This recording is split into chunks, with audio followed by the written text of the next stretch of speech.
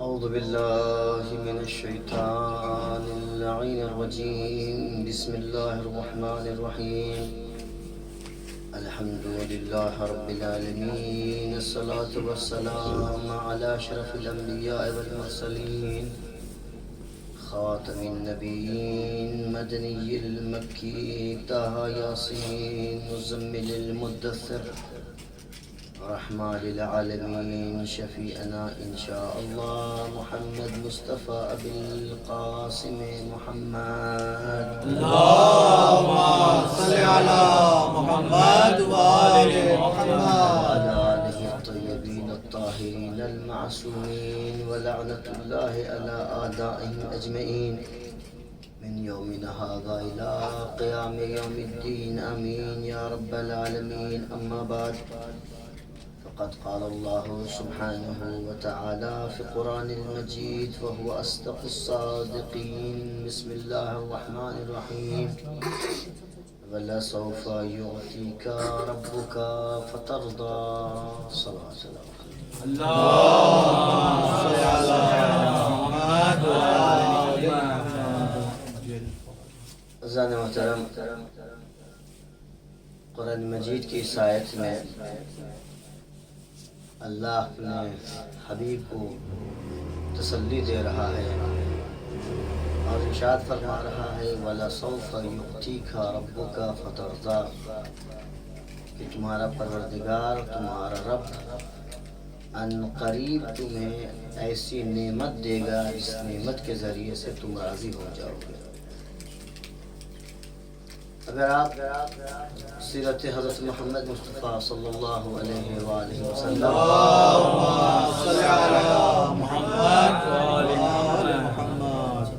غور کریں تو محسوس کریں گے کہ رسول اعظم نے اپنی پوری زندگی خدا وحدہ لا شریک کے کلمہ توحید کو، پرچم کو بلند کرنے میں اور دین کی ترویج میں، اسلام کی نشر و اشاعت میں خرچ کر دیا، اور رسول اسلام کا جو وجود ہے وہ اللہ کی طرف سے ایک برکت اور رحمت کی شکل رکھتا ہے اس روئے زمین پر۔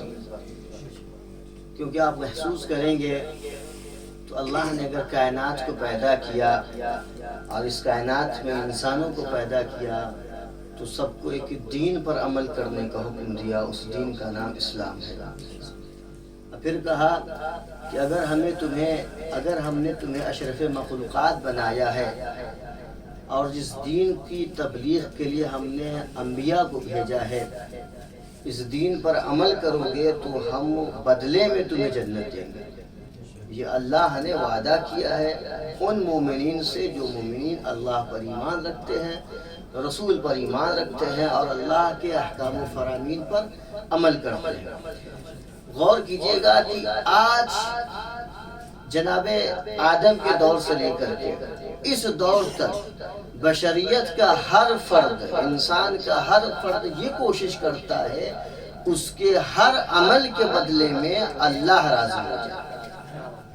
انسان کی ساری کوشش یہ ہے، ساری عبادت، ساری ریاضت، ساری سخاوت اس لیے ہے تاکہ اللہ راضی ہو جائے۔ آج کا انسان سارا عمل اس لیے کرتا ہے کہ وہ اللہ کو راضی کر لے۔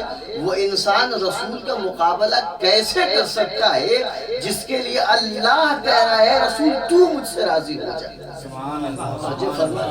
فرق محسوس کریں گے کہ سب کوشش کرتے ہیں کہ اللہ راضی ہو جائے، اللہ چاہ رہا ہے کہ محمد راضی ہو جائے، اور اس رسول اللہ کی راضی کرنے میں، رسول اللہ کی رضایت کو حاصل کرنے میں اللہ نے کہا ان قریب ہم تم کو ایک نعمت دیں گے جس سے تم راضی ہو جاؤ گے۔ جبکہ غور کریں گے تو اللہ چاہتا تو نبی کو حکم دیتا، میرے پیغمبر، میرے حبیب، آپ دعا کیجئے، آپ ہم سے طلب کیجئے، جس چیز سے آپ راضی ہو جائیں گے وہ چیز میں آپ کو دے دوں گا۔ تو ظاہر سی بات ہے ہر انسان اپنے دل کی حالت کو جانتا ہے اور اپنے محبوب ترین شے کو جانتا ہے۔ رسول اللہ چاہتے تو کہہ دیتے کہ ہمیں فلاں چیز چاہیے، اس سے میں راضی ہو جاؤں گا۔ لیکن رسول اللہ نے کوئی سوال نہیں کیا کہ اللہ تو مجھے فلاں چیز دے دے جس کے ذریعے سے میں راضی ہو جاؤں۔ اگر رسول اسلام سے کہہ دیا جائے رسول اللہ آپ کیوں نہیں سوال کر لیتے کہ اللہ آپ کو ایک ایسی چیز دے دے جس کے ذریعے سے آپ راضی ہو جائیں گے، تو شاید رسول اللہ فرمائے کہ ہم نے مانگنے والوں کی حالت دیکھی ہے، مانگنے والوں نے اگر دیدار مانگا ہے تو بے ہوشی ملی ہے، اگر عیسیٰ نے ملاقات مانگی ہے تو چوتھے آسمان پر روک دیا گیا۔ توجہ فرمائیے گا، اگر مانگنے والوں نے بہت بڑی سلطنت مانگی، بادشاہت مانگی، حکومت مانگی، تو اللہ نے ایک انگوٹھی دے کر کہا جا حکومت کر لے۔ تو اللہ نے اگر دینا چاہا تو چھوٹی چھوٹی چیز دے کر ان کے دل کو پورا کر دیا، ان کے خواہش کو پورا کر دیا، اب ان کے رضا کو حاصل کر لیا ہے۔ لیکن کیا اللہ کا یہ حبیب اللہ سے نہیں مانگ سکتا مجھے کیا چاہیے؟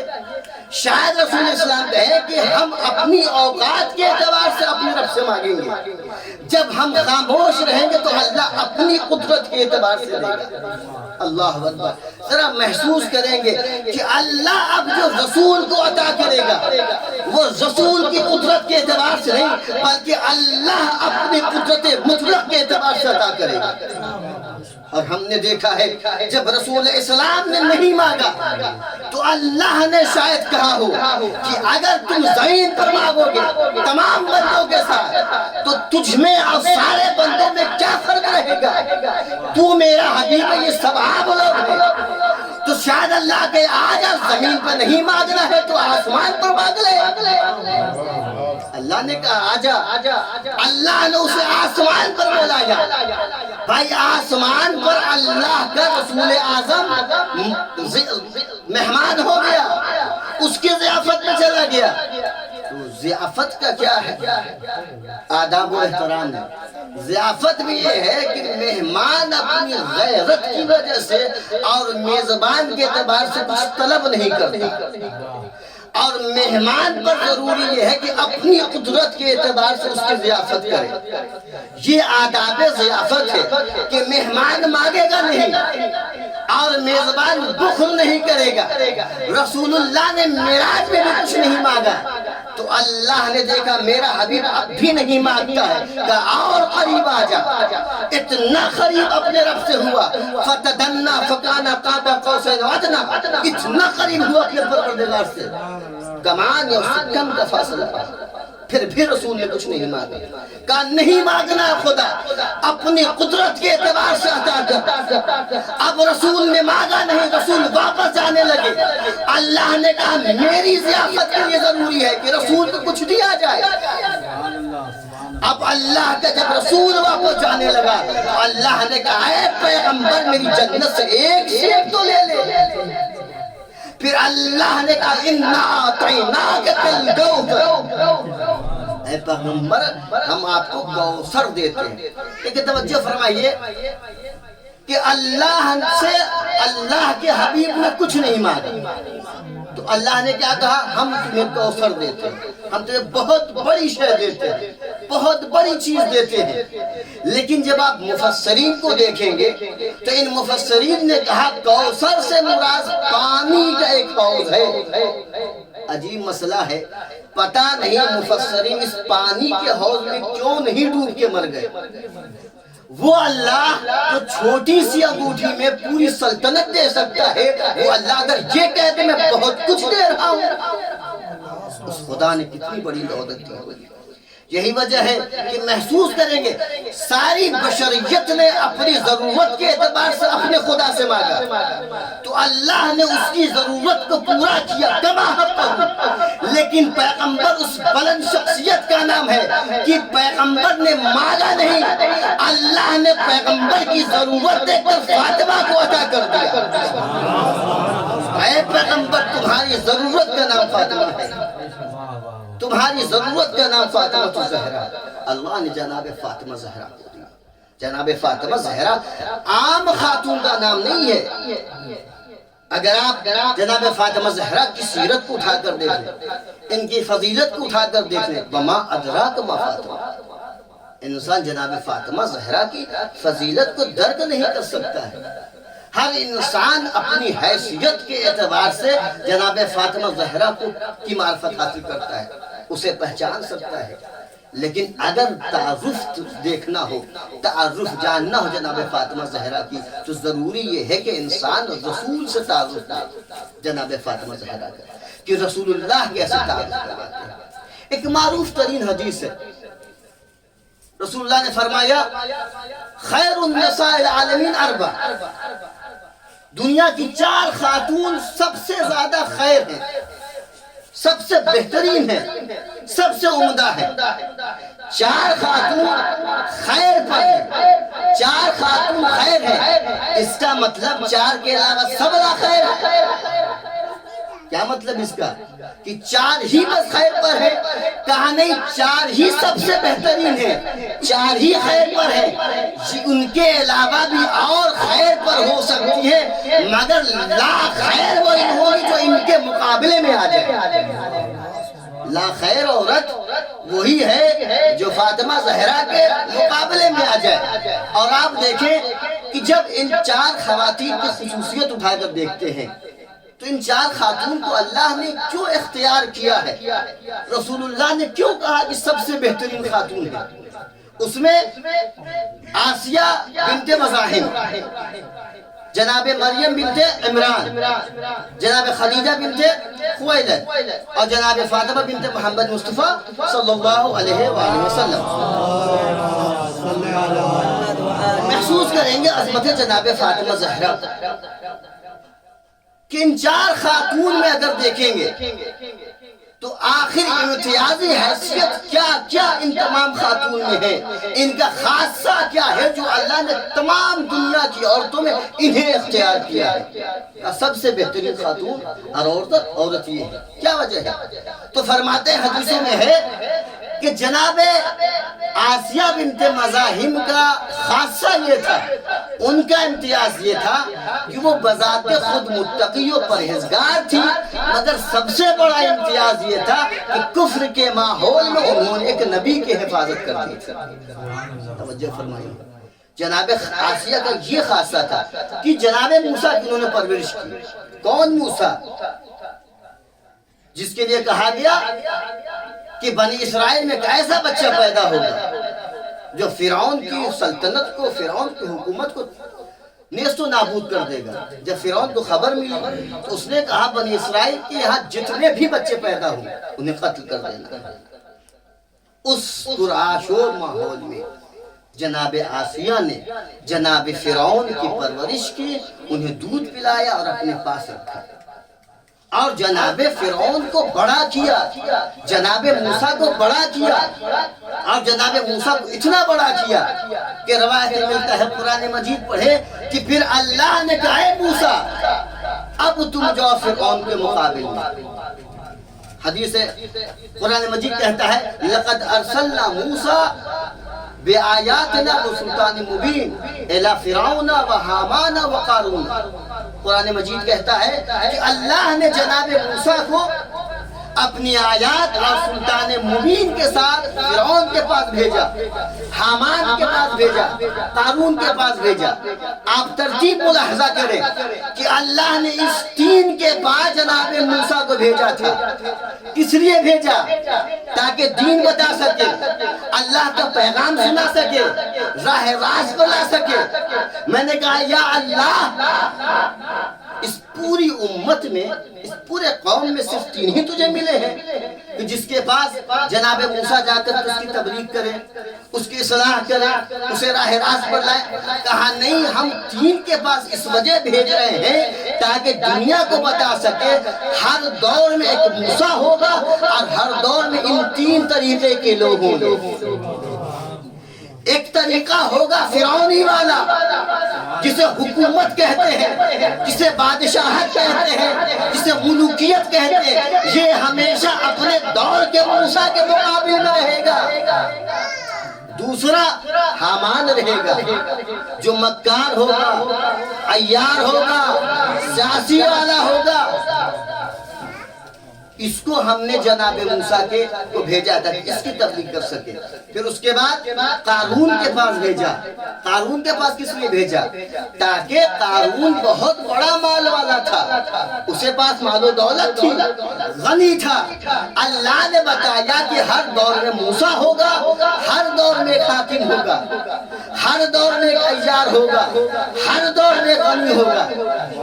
توجہ فرما رہے ہیں. لیکن آپ توجہ فرمائیے کہ اللہ نے جب جناب موسیٰ کو بھیجا ان تینوں کے پاس, جو اپنے دور کا فرعونی حیثیت رکھتا تھا, حامان تھا, قارون تھا, تو کیا جناب موسیٰ کو تنہا بھیج دیا؟ کہا نہیں, بِآیاتنا و سلطان مبین, اپنی آیت کے ساتھ بھیجا اور سلطان مبین کے ساتھ بھیجا. توجہ فرمائیے گا, یہ آیت کیا ہے؟ کہا کہ ید بیضا, کہا سلطان مبین کا ہے کیا ہے؟ تو کہا سلطان مبین فقطعناہم اثنتا عشر اسباطا امما, ہم نے جناب موسیٰ کے لیے 12 مددگار بھیجے تھے. توجہ فرمائیے گا, اس کا مطلب یہ ہوا کہ اگر ہر دور میں شیطان کی طرف سے 3 رہے گا تو رحمان کی طرف سے 12 رہے گا. اور یہ رہا ہے ہر دور میں کہ جہاں بھی 3 آئے ہیں وہاں پر موسیٰ وقت کی طرف سے 12 نے مدد کی ہے, اور آج تک 12واں مدد کر رہا ہے. یہ ہے انسان اگر غور کرے تو جناب موسیٰ اس نبی کا نام ہے جس کی پرورش جناب آسیہ بنت مزاحم نے کی ہے. تو جناب آسیہ کا جو تعارف ہوتا ہے وہ یہ ہوتا ہے کہ جناب آسیہ نے جناب موسیٰ کی پرورش کی, لہٰذا جناب آسیہ کا تعارف جناب موسیٰ کے ذریعے سے ہوتا ہے. توجہ فرمائیے گا, جہاں پر جناب آسیہ کا تعارف ہے وہ جناب موسیٰ کے ذریعے سے ہے. مرحلہ اور بڑھتا ہے, جناب مریم کی بات آتی ہے. جناب مریم جب جناب عیسیٰ کو لے کر گود میں آئی تو قوم والوں نے منہ بنا کر کہا, اے مریم, نہ تمہارا باپ ایسا تھا, نہ تمہارے بھائی ایسے تھے, نہ تمہارے خاندان والے ایسے, کیسا عمل کر دیا؟ تو قرآن پڑھیے, قرآن نے کہا کہ اے مریم تم خاموشی کا روزہ رکھو. اور جب جناب مریم نے خاموشی کا روزہ رکھا تو جناب عیسیٰ گویا ہوئے, کہا انی عبداللہ آتانی الکتاب وجعلنی نبیا, میں اللہ کا بندہ ہوں, میرے پاس کتاب ہے اور میں نبی ہوں. توجہ فرمائیے گا, بات تھی جناب مریم کی, جواب دینا تھا جناب مریم کو, مگر اللہ نے حکم دیا مریم خاموش رہنا. گویا اللہ بتانا چاہتا ہے ہر دور میں معصوم کے مقابل میں اگر کوئی گستاخ آ جائے تو معصومہ کو نہ کلام کرنا ہے نہ اس کے سلام کا جواب دینا. یہ ایک فارمولہ بتایا, ایک قانون بتایا کہ کبھی بھی گستاخ سے معصومہ ہم کلام نہیں ہوگی, گستاخ سے معصومہ کلام نہیں کرے گی, گستاخ سے معصومہ سلام و جواب نہیں رکھے گی. ایک فارمولہ ہوا. لیکن جناب مریم کی شخصیت میں غور کریں گے تو جہاں پر جناب مریم معصومہ تھی اسی کے ساتھ ساتھ جناب مریم کا جو تعارف ہوتا ہے وہ یہ کہ وہ جناب عیسیٰ کی ماں تھی. توجہ فرمائیے گا, یہاں پر 2 خاتون ہوئی, جناب آسیہ اور جناب مریم. دونوں کا تعارف کس سے ہوا؟ ایک نبی کے ذریعے سے, ایک رسول کے ذریعے سے. مرحلہ اور بڑھتا ہے, جناب خدیجہ, ان کا ذاتی شخصیت کیا تھی؟ ان کی ذاتی شخصیت یہ تھی کہ اپنے مال کو ایسا خرچ کیا کہ بچے تو ان کے فاقہ میں رہے, غیر غنی بن گئے. یہ ایثار کا جذبہ تھا. یہ اسلام پر جناب خدیجہ نے اپنے آپ کو قربان کر دیا, اپنے مال کو قربان کر دیا. اور جناب خدیجہ نے ذاتی طور پر اتنی محنت کی اور ذاتی طور پر ایثار و قربانی کا ایسا جذبہ تھا کہ مال ان کا تھا, اللہ نے اسے اپنا مال کیا. ورنہ اگر صرف بیوی ہونے کی وجہ سے جناب خدیجہ کی اگر تعریف ہوتی تو بہت ساری بیویاں تھی, لیکن اللہ نے جو اختیار کیا ہے جناب خدیجہ کو صرف رسول کی بیوی ہونے کی حیثیت سے نہیں, بلکہ جناب خدیجہ میں خود یہ صلاحیت تھی کہ وہ بلند خاتون بن سکتی ہے. لیکن جناب خدیجہ کا تعارف کیسے ہوتا ہے کہ جناب خدیجہ رسول اللہ کی بیوی تھی. کائنات کی چار خاتون، ان 4 خاتون یا 3 خاتون کا تعارف نبی کے ذریعے سے ہوتا ہے، رسول کے ذریعے سے ہوتا ہے، مگر فاطمہ زہرا کی خاصیت یہ ہے، ان کا امتیاز یہ ہے کہ اگر ایک ساتھ نبوت بھی جمع ہو جائے، امامت بھی جمع ہو جائے، تعارف ہوگا تو فاطمہ کے ذریعے سے اللہ کہے گا ہم فاطمہ تو ابوہا وبالہا یہ جناب فاطمہ زہرا کی عظمت ہے. اگر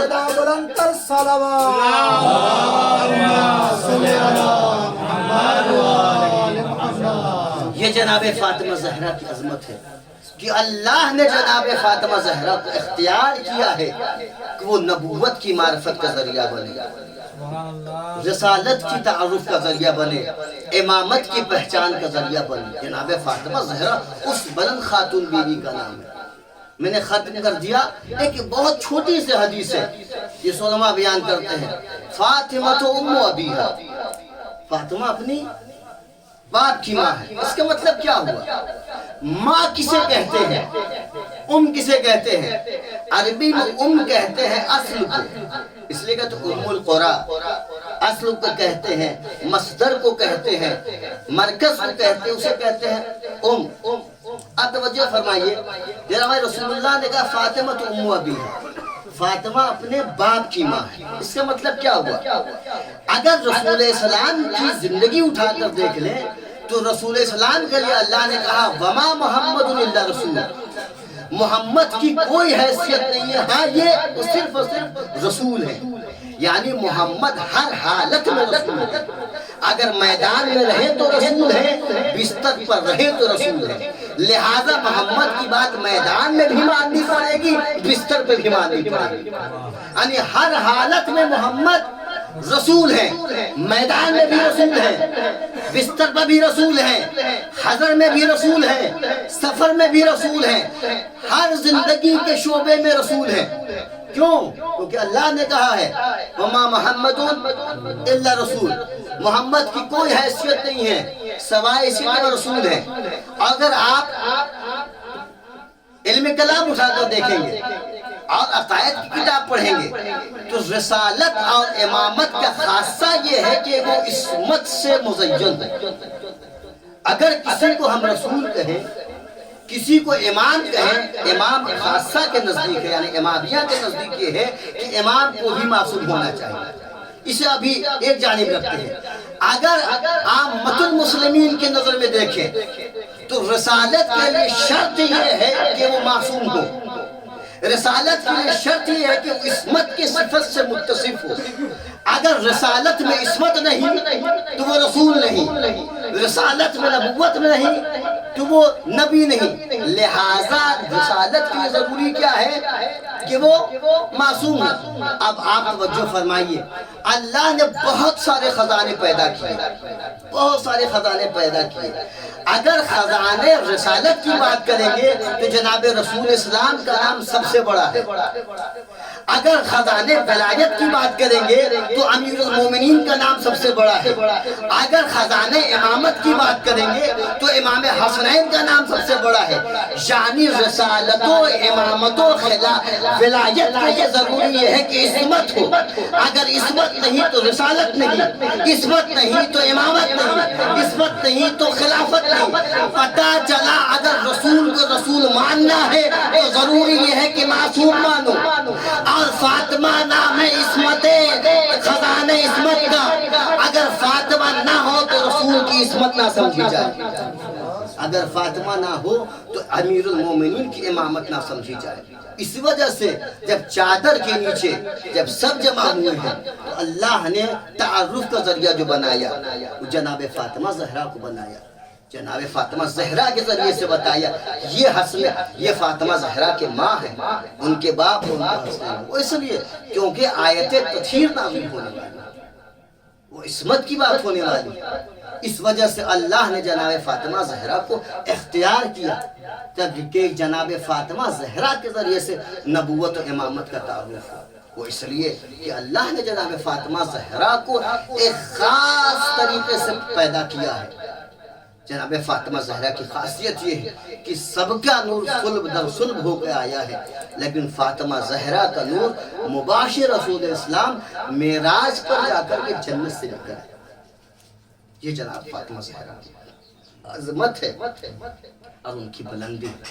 لیکن افسوس یہی ہے کہ جس فاطمہ زہرا کو اللہ نے اتنا بلند کیا تھا، اس قدر بلند کیا تھا، لیکن دنیا نے اس کی عظمت کو نہ سمجھا، اس کی مقام کو پامال کر دیا، اس کی حرمت کو ختم کر دیا۔ میں جناب فاطمہ زہرا کی مصیبت کو کہاں سے شروع کروں؟ بس اتنا سمجھ لے، زہرا کی مصیبت احساس کرنے کے لیے ہے، کیونکہ فاطمہ زہرا کی جو بھی مصیبت پڑی وہ امام حسنین نے احساس کیا ہے، امیر المومنین نے احساس کیا ہے۔ اللہ نہ کرے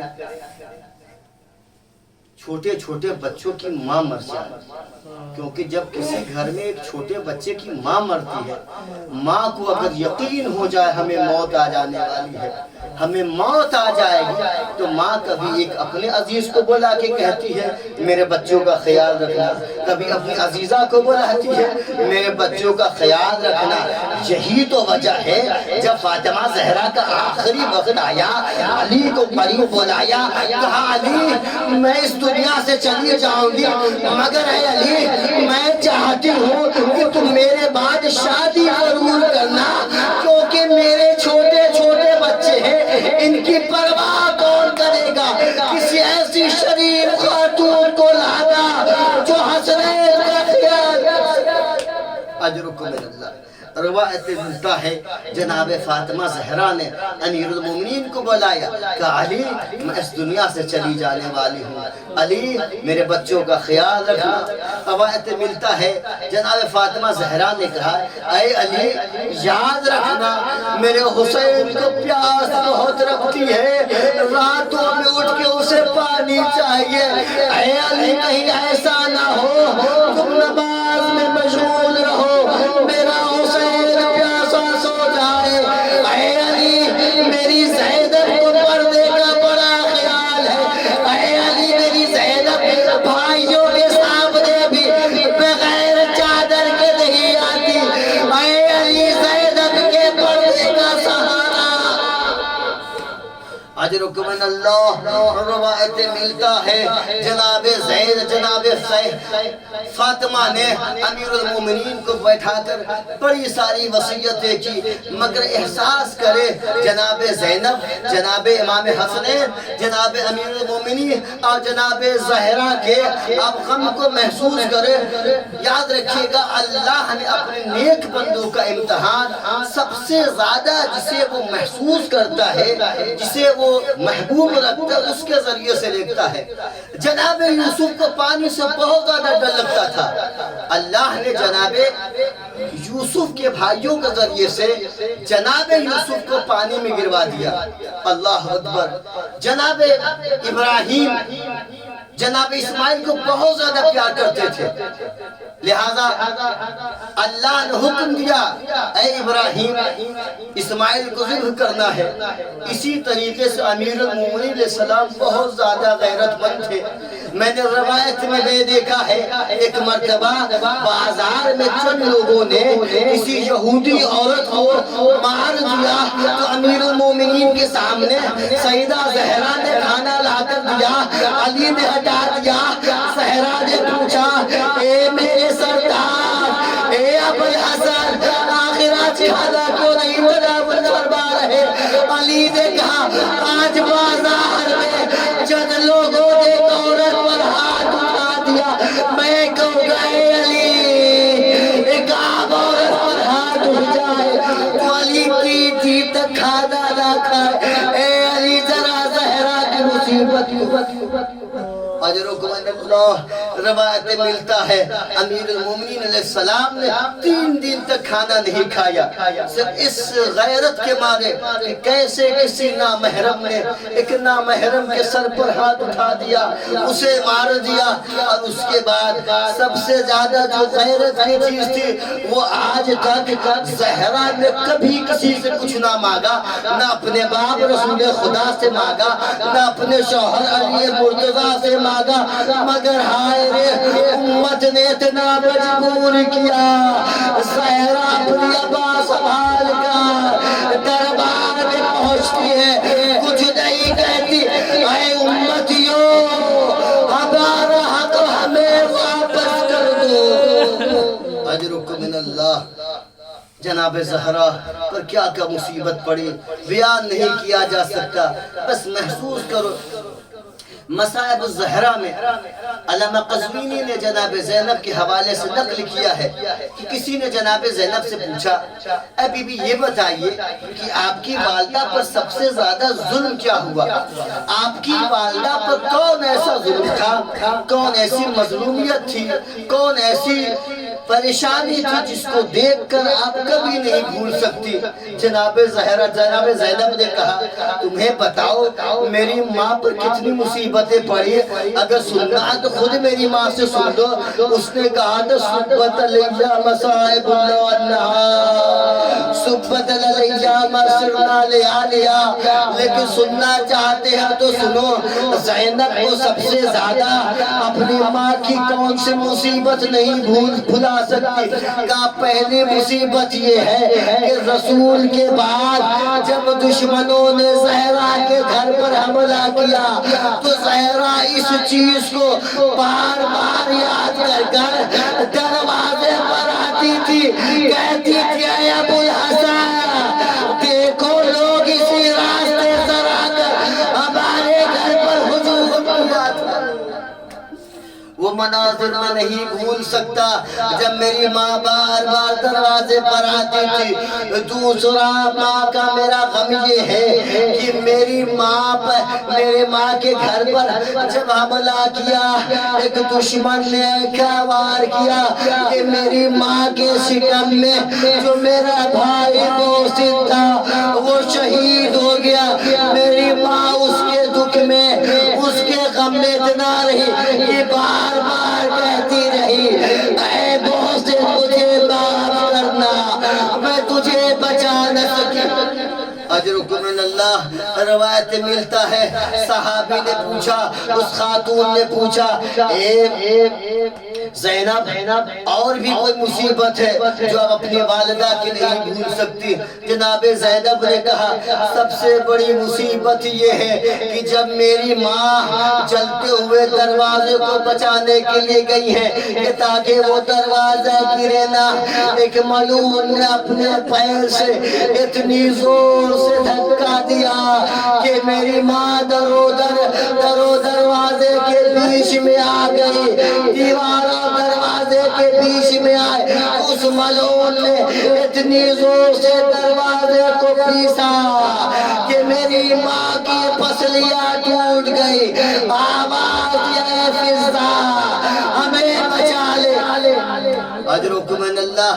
آخری مصیبت جو جناب زینب بیان کرتی کرتی بے ہوش ہو جاتی ہے، کہتی ہے میری ماں پر سب سے زیادہ سب سے بڑی مصیبت یہ تھی کہ جب ملعون ہمارے گھر میں گھسے، ایک ملعون نے اتنی زور سے زہرا کے توموں پر تماچا مارا کہ میری ماں کی آنکھوں میں خون آ گیا۔ میری ماں دنیا سے چلی گئی مگر میری ماں کی آنکھیں ہمیشہ سرخ رہی۔ میری ماں ہمیشہ